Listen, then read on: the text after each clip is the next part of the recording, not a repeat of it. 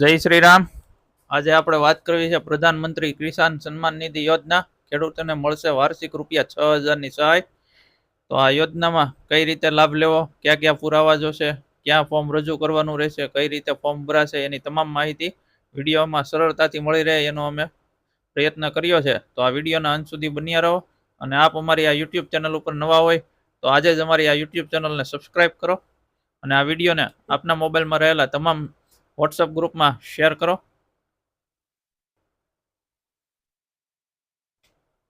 સરકાર શ્રી દ્વારા ખેડૂતોને સહાય આપવા માટેના હેતુથી દર વર્ષે રૂપિયા 6,000ની આર્થિક સહાય આપવામાં આવે છે.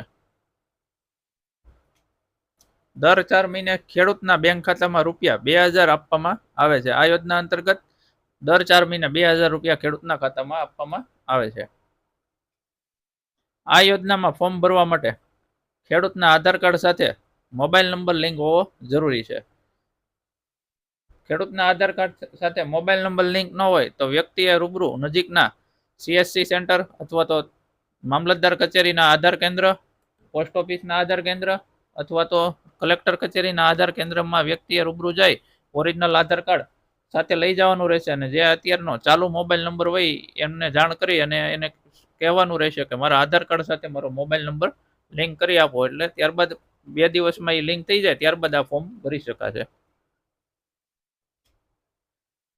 આ યોજનામાં વર્ષ 2019 પહેલાના ખેડૂત ફોર્મ ભરી શકે છે. એ સિવાય જે મૂળ ખેડૂતનું મરણ થયેલું હોય, એટલે કે જેના નામે જમીન હાલતી હોય ને એ વ્યક્તિનું મરણ થયેલું હોય અને તેઓના વારસદારોના નામ એટલે કે પત્ની અને પુત્ર પુત્રીના નામ મરણ બાદ ચડાવવામાં આવેલું હોય તો તે પણ તાત્કાલિક આ યોજનામાં ફોર્મ ભરી શકે છે. જે ખેડૂતે હયાતીમાં વારસદારોના નામ ચડાવેલા હોય અને એન્ટ્રી થયાને હજી 5 વર્ષ પછી આ યોજનામાં ફોર્મ ભરી શકાય છે. એટલે કે સરળતાથી સમજાવીએ તો જે જૂના ખેડૂતો છે 2019ની વર્ષ પહેલાના તેઓના ફોર્મ તો તાત્કાલિક ભરી શકાશે. મૂળ ખેડૂત હોય અને એઓનું મરણ થઈ ગયું હોય ને એઓની વારસાઈ પડી હોય મરણ બાદ તેઓના પણ તાત્કાલિક ફોર્મ ભરી શકાય છે.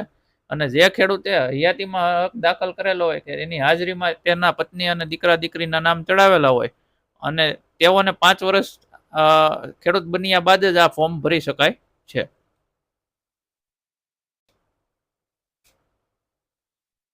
ક્યાં ક્યાં પુરાવો જોશે એની વાત કરીએ.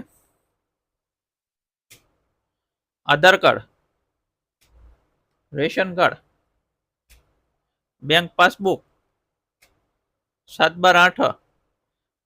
ખાંભા વિસ્તારના લોકો હોય તો એઓને 7/8 અમારી ઓફિસ દ્વારા કઢાવી આપવામાં આવશે.